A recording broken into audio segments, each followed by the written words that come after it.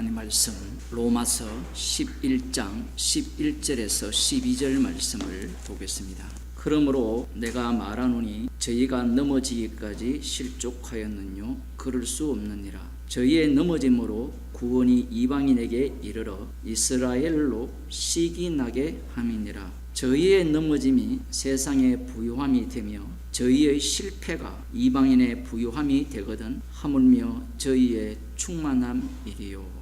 다윗의 시편 69편의 기도는 이스라엘 백성들의 이름을 생명책에서 지워달라고 했습니다. 이 기도가 실제로 이루어졌죠. 예수님께서 이 땅에 오셨을 때 남은 자 유대인들이 예수님을 십자가에 못 박아 죽입니다. 예수님을 십자가에 못 박아 죽였다라는 것은 이스라엘은 없다라는 겁니다. 구속받은 자들의 논리가 어떤 논리를 갖고 있느냐 하면 이스라엘이 혈통적으로 이스라엘인데 다윗의 혈통으로 나신 예수 그리스도를 이스라엘이 죽이죠. 죽임으로 말미암아 그 이스라엘에게는 구원이 없고 택하심을 입은 자가 구원을 얻는다라는 논리가 계속해서 반복이 됩니다. 선택, 은혜, 값없이 주시는 은혜가 강조되죠. 그러면 은혜로 구원받을 것 같으면 복음 안 전해도 되네요. 어차피 선택한 자만 구원을 하잖아요. 성경을 읽어보면요, 모든 것이 창세전 그리스도 안에서 예정하신 뜻대로 된다라는 거예요. 그냥 살면 돼요. 근데 죄인이 되기 싫은 사람들은 예정하신 뜻대로 될 줄로 믿습니다라고 해요. 성도는 말씀을 내가 소유하여서 내가 믿고 적용하는 사람이 아니에요. 사도 바울이 예정론을 믿잖아요. 무슨 일이 일어날지 모른다라고 하잖아요. 그 혈통적 이스라엘은 끝났는데 갑자기 사도 바울이 좀 이상한 논리를 갖고 와요. 너희들이 아무리 나를 택한다 한들 나의 선택이 없으면 너희들은 선택될 조건이 안 되고 동시에 그 선택조차 하나는 지옥갈 마귀로서의 선택이다. 성령을 누가 받습니까? 받고 싶다고 해서 받을 것 같으면 받은 사람의 소유가 되고 받은 사람의 손아귀에 놀아나게 됩니다. 성령을 구하라 그러잖아요. 그러면 진짜 성령이 임하면 십자가 외에는 자랑할 것이 없어야 되죠. 그런데 성령이 임했다는 사람들의 그 모습을 보면 성령을 자기 마음대로 갖고 논다라는 겁니다. 저들은 예수님을 죽였잖아요. 그러면 생명책에서 이름이 지워졌잖아요. 예수님이 원래 하나님께로부터 오셨잖아요. 맞죠? 아버지께로 왔는데 예수님이 지옥 가셨잖아요. 이름이 지워졌잖아요. 인간들의 이 논리가 성경을 못 따라가요. 한 번 선택은 영원한 선택. 그 논리가 지금 로마서에서 계속해서 깨고 있잖아요. 말씀은 문제가 없는데 말씀을 주게 되면 인간들은 그 말씀을 말로 바꿉니다. 아니 목사님, 그럼 성령 받았으면 하나님의 말씀을 말씀대로 알 수 있지 않습니까? 알 수 있을 것 같으면 왜 성령께서 계속해서 우리를 위해 기도하시고 책망을 하겠습니까? 왜 복음 전파자들을 통해서 부지런히 가르치겠습니까? 우리는 계속해서 어떤 문제를 갖고 있느냐 하면 하나님께서 일하시는 그 방식에 대해서 내가 다 알 수 있다라는 생각을 갖고 있는 겁니다. 우리에게 복음을 주신 것은 고난도 받게 하기 위해서 주셨거든요. 왜 고난을 받아야 되느냐? 왜 우리가 죽어야 되느냐? 반드시 주님과 함께 죽었기 때문에 죽어야만 그 주님과 함께 죽은 자를 주님이 살리기 때문에 그래요. 성도가 죽지 않으면 생명이 안 나와요. 오늘 또 여러분이 죽었기 때문에 생명이 나오는 자리로 온 거예요. 자기 부인이 되는 자리가 아니면 생명이 안 나와요. 그런데 예수님이 육신으로 오신 것을 부정해버리면 지식만 남죠. 복음이라는 것은 우리가 죽을 육체 가운데 살아가면서 나오는 게 복음이에요. 우리가 그리스도의 영을 받은 자잖아요. 그러면 이 성도가 고난당하고 핍박받는 자리가 주께서 십자가에 못 박으신 곳이라는 이 말씀의 현장을 삭제하는 겁니다. 문제는 이들이 어디에서 나오느냐 하면 교회 안에서 나와요. 이 이방인이 누구냐라는 것이 이제 서서히 밝혀지는데 내 백성 아닌 자를 내 백성이라 한다라고 하잖아요. 그러면 이 원칙이 적용이 되려면 주님의 백성이 되려면 반드시 내 백성이 아니어야 돼요. 성도가 십자가 외에 자랑할 것이 없다라는 것은 주님의 십자가의 능력이 주의 백성으로 만들었다는 의미지 믿음의 그냥 점검물 그런 건 아니라는 이야기예요. 사도 바울에게 왜 은혜를 주셨습니까? 그 이유를 분명히 알아야 돼요. 주님의 증인이 되기 위해서. 그래서 로마서에서 사도 바울은 두 번이나 빚진 자라 이야기하는 구원 중심이 아니라는 이야기입니다. 이 상황 자체가 십자가를 정극케 하기 위한 상황이라는 거예요. 요나서를 한번 볼까요? 이 요나가 활동하는 시기는 여로보암 2세 북이스라엘의 가장 번영한 시기입니다. 여로보암의 악한 행실을 따라서 모든 죄에서 떠나지 않았는데 선지자 요나의 예언은 이스라엘의 지경을 회복할 것이라는 예언이 떨어진 거예요. 뭐가 앞뒤가 맞습니까? 범죄를 했다면 빼앗기고 잃어야 되는데 다윗과 솔로몬 왕처럼 영토를 확장하는 그 시대만큼 어쩌면 그보다 더 많은 땅을 차지하는 그러한 예언을 한 거예요. 북이스라엘을 심판을 하시고 저주를 내려야 되는데 오히려 복을 쏟아부어 주는 겁니다. 우리가 그 속에 살았다면 어떻게 해석하겠어요? 축복이 주어졌다는 것은 자신들이 하는 일에 대해서 긍정적으로 본다라는 겁니다. 좋은 일이 일어나면 뭔가 하나님이 나를 지지해주고 내가 하나님 뜻대로 살은 것 같고, 나쁜 일이 일어나면 내가 하나님께 잘못한 것 같고, 그런 생각을 하지 마세요. 죄인을 통해서 주님은 일을 하는 겁니다. 하나님의 언약은 철저하게 이스라엘 중심입니다. 나중에 결국은 멸망당합니다. 지금 이것을 통하여서 요나를 가르치고 이스라엘에게 하나님께서 하신 일이 어떠한 의미인가를 가르쳐주는 거예요. 8절에 사람이든지 짐승이든지 다 굵은 배를 입을 것이요 힘써 여호와께 부르짖을 것이며 각기 악한 길과 손으로 행한 강포에서 떠날 것이라. 하나님이 혹시 뜻을 돌이키고 그 진노를 그치사 우리로 멸망치 않게 하시리라. 뜻을 돌이키사 그들에게 내리리라 말씀하신 재앙을 내리지 아니하십니다. 그러자 요나가 심히 싫어하고, 이게 시기거든요. 지금 요나가 희생물이 됐거든요. 저들과는 우리의 앙숙이기 때문에 저놈들은 멸망당해야 되는데, 마치 예를 들면 이런 거죠. 길 가다가 여호와 증인 있고 신천지가 있잖아요. 그런데 우연히 지나가다가 십자가의 복음을 전하는데 믿어버리는 거예요. 기분이 어떨까요? 저런 놈은 지옥 가야 되죠. 그런 생각을 하는데 주님의 입장은 전혀 다른 이야기를 하는 거예요. 충격적이에요. 요나의 입장에서는 이 이스라엘의 대적이잖아요. 대적을 왜 구원합니까? 그러니 화가 어마어마하게 올라온 거예요. 노한 이유는 저들은 약속의 자손들이 아니라는 거예요. 하나님은 오히려 약속의 자손을 통하여서 저들을 구원하기를 원하죠. 그러나 이스라엘 입장에서는, 특히 요나 입장에서는 너무나 큰 축복이 주어지니까 이것이 하나님의 긍휼임을 모르는 거예요. 하나님이 철저하게 조롱당한 거예요. 그 하나님 희생이죠. 궁극적으로는 하나님의 희생이 그들을 지금 영토를 회복시켜주고 잘 먹고 잘 살게 해주니까 그걸 오히려 나 잘났다라고 누가 먼저 생각을 해요? 선지자 요나가 먼저 생각을 한다는 겁니다.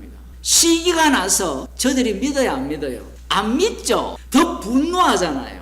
여호와 여원컨대 이제 내 생명을 사는 것보다 죽는 것이 내게 나옵니다. 자기들도 지금 긍휼로 구원 받아놓고 이방인들이 어린 양의 피로 구원을 받으니까 저놈들은 나쁜 놈, 저놈들이 나쁜 놈이 아니고 지금 네가 나쁜 놈인데. 칼빈 같은 경우에도 제네바에서 수많은 사람을 죽였거든요. 예수님께서 십자가에 못 박혀 죽으시고 부활하셔서 주가 되시면 하나님 우편의 자리에 가 계시는데 유대인들이 기다리는 메시아는 우편의 자리에 있지 말고 내려오라는 거예요. 내려와서 이 땅에서 왕노릇 하라는 겁니다. 왜 그러냐면 그들은 구약적 의미를 담고 있기 때문에 그래요. 예수님이 이 땅에서의 왕노릇을 십자가에 못 박혀 죽으시니, 그러면 이 땅에서 왕노릇이 되려면 성도는 복음을 전해야 되죠. 십자가의 복음을 전해야 되는데 자신이 무엇을 행세합니까? 심판주 행세를 하죠. 십자가 복음은 죄를 지적하잖아요. 책망을 하는데 그 책망을 안 듣는다고 죽여버리는 거예요. 성경 해석 자체가 안 된 겁니다. 사도 바울이 권력을 추구했다면요, 자신들의 세력이 만들어졌을 때 조직화시켜서 힘을 강하게 만들었을 거예요.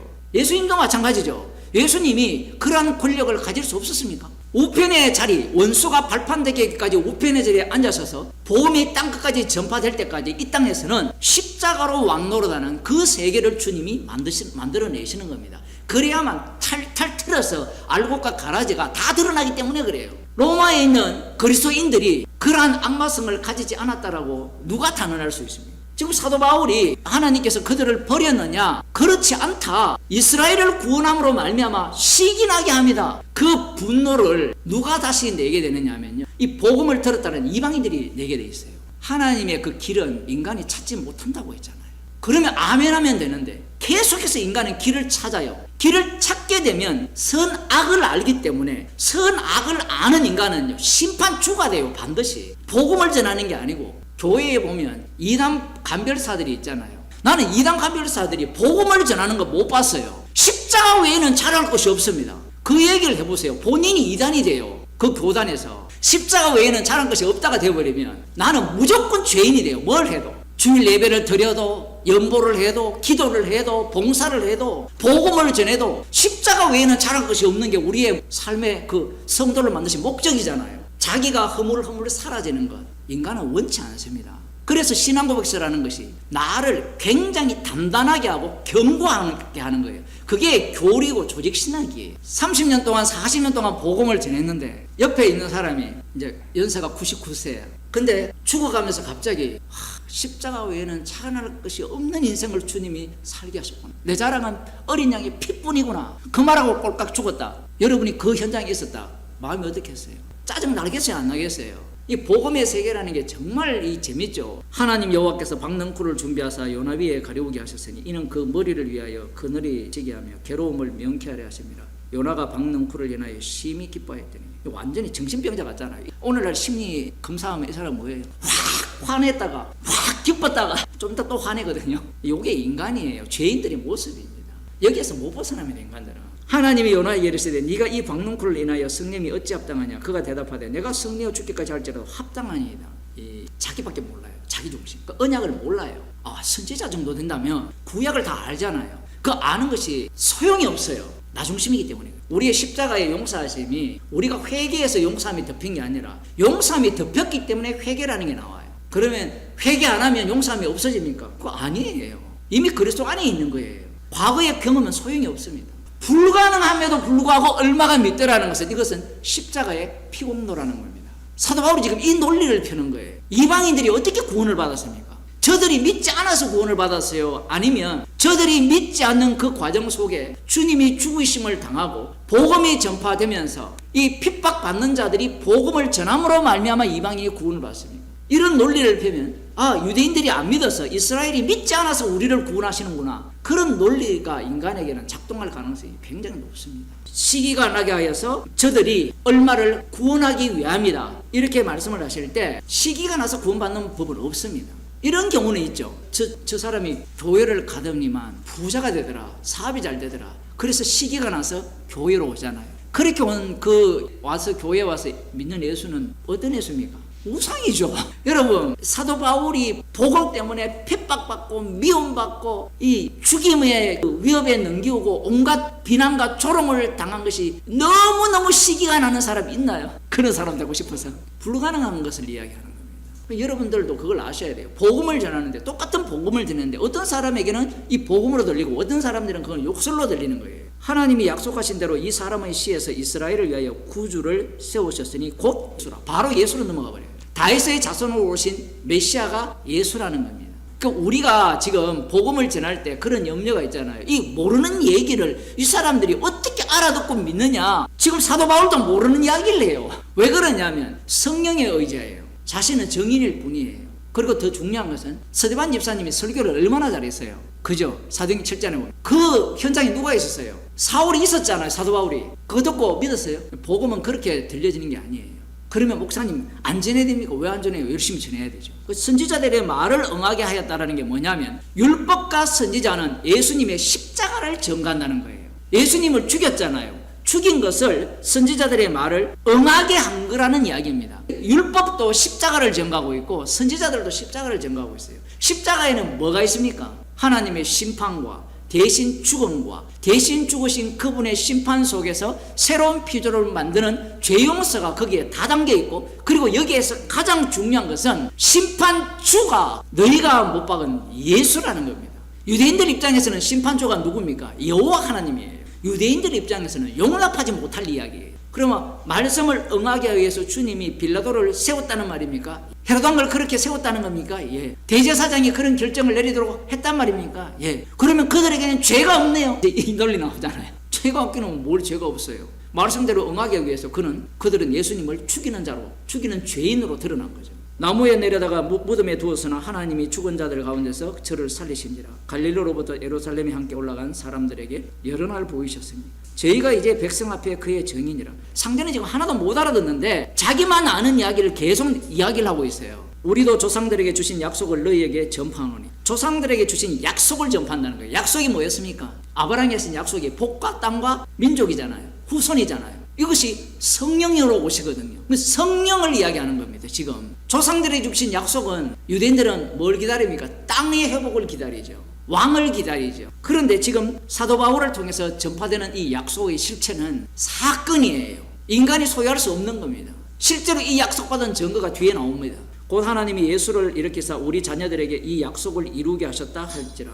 예수님이 시편 2편에 약속된 그 기름 부음 받은 자라는 거예요. 그의 이름이 우리를 구원한다는 거고, 그를 믿음으로 말미암아 의롭게 된다는 거예요. 그를 믿음으로 의롭게 된다는 것은 내가 믿는 믿음이 아니에요. 주님이 친히 성령을 주셔서 십자가 사건 속으로 우리를 인도하신 그 믿음이에요. 그러면 사도 바울이 그걸 다 설명해야 되지 않습니까? 설명할 필요는 없습니다. 성령께서 깨닫게 하시기 때문에. 자, 그런데 여기에서 이렇게 반응이 나옵니다. 저희가 나갈 때 사람들이 청하되 다음 안식일에도 이 말씀을 하라 이렇게 이야기해요. 그 다음 안식일에는 온성이 거의 다 하나님 말씀을 듣고자 하여 모이니 유대인들이 그 무리를 보고 시기가 가득하여 바울의 말한 것을 변박하고 비방해요. 아니 그 전날 안식일에는 반박도 안 했어요. 공격 안 합니다. 조롱하지 않았어요. 좀 더 듣겠다 했어요. 뭔가 새로운 게 있으니까 유대교는 이미 전파되어졌고 이 바울이 전하는 것이 소문이 났을 거 아니에요. 우리도 한번 들어봅시다. 이렇게 간 거예요. 근데 사람들이 다 모이니까 이들이 시기가 났습니다. 예수님을 죽인 이유가 뭐예요? 마태복음 27장에 보면 시기가 나서 죽이거든요. 아마 어떤 목사는 이렇게 설교할 거예요. 여러분이 예수 믿고 잘 되면요, 시기가 나서 그 사람들이 예수를 믿게 될 겁니다. 들어보셨죠? 그런 설교. 그건 우상이죠, 우상. 혹시 모르니까 이 예수라는 이 사람이 진짜 아브라함의 언약의 약속의 성취자로서 우리에게 약속을 주실 분일 줄 모른다라고 생각을 하는 거예요. 이런 마음은요, 우리도 똑같아요. 복음을 전해보면 복음을 어떻게 이해합니까? 내가 원하는 바를 가져다 주지 않겠느냐 생각해서 교회 나가는 사람들이 많잖아요. 근데 막상 진짜 복음을 들어보니까 안녕히 계세요. 그런 경우라 보시면 돼요. 시기가 나서 믿게 한다는 것은 불가능해요. 그러면 그 과정 속에는 우리는 들어가야 돼요. 그 과정 속에는. 그 과정 속에 들어가게 되면 미움받고 핍박받는 사태가 되겠죠. 하나님의 구원은 철저하게 내 백성 아닌 자를 내 백성이라고 하시는 방식으로 구원하기 때문에 십자가의 피 능력만이 구원을 해요. 지금 그 얘기를 하는 겁니다. 이방인이기 때문에 구원하는 게 아니에요. 영생 주시기로 작정된 자만 믿어요. 영생 주시기로 작정된 자는 어린 양의 피로만 새롭게 창조되기 때문이에요. 내가 너를 이방의 빛을 삼아 너로 땅끝까지 구원하게 하리라. 원래 1차적으로는 예수님께 적용되는 말씀입니다. 2차적으로 이방의 빛을 삼았죠. 독특한 것은 이 빛은 원래 자기 백성이라는 자들은 어떻게 해버립니까? 배제시켜버리고 백성이 아닌 자를 구원하는 방식이에요. 진짜 이스라엘은 어린 양의 피, 예수 그리스도의 피공로를 자랑하는 이스라엘이기 때문에 혈통적 이스라엘을 짐승으로 만든 겁니다. 이방인이기 때문에 구원받는다는 건 없어요. 유대인들이 안 믿어서 구원받는다는 건 없습니다. 너희들도 똑같이 저들과 같이 자만하면 잘라버린다는 거예요. 성도라는 것은 말씀을 위해서 말씀대로 되어지기 위한 현장이에요. 만일에 나는 잘린 바지 않을 거야 그러면 이런 말씀들은 필요합니까? 필요하지 않습니까? 필요 없죠. 그래서 구원파들은요, 자기들이 필요한 본문들만 끌고 와요. 로마서도 똑같아요. 다른 본문도 마찬가지고, 성경은 십자가신 예수 그리스도가 심판조 되심을 전가하는 책이지 너희들의 구원을 위해서, 너희들이 구원을 확보시키기 위해서 주시는 그러한 복음이 아니라는 거예요. 그래서 처음 출발할 때 이 복음은 아들에 대한 복음이지 너희를 구원하기 위한 복음이라고 이야기하지 않는 거예요. 그러니 기뻐하심을 입은 사람들 중에만 평안이 있는 겁니다. 기도하겠습니다. 하나님 아버지, 나의 안정과 나의 평안과 나의 구원을 위한 복음이 아니라 십자가 피만을 자랑케 하기 위해서 주께서 우리들을 계속해서 육체 가운데 살게 하셔서 주님의 십자가 외에는 자랑할 것이 없는 자로 살게 하심을 감사드립니다. 말씀을 위하여서 우리가 이 땅에 살아감을 늘 기억하며 감사하는 주의 백성이 되게 하옵소서.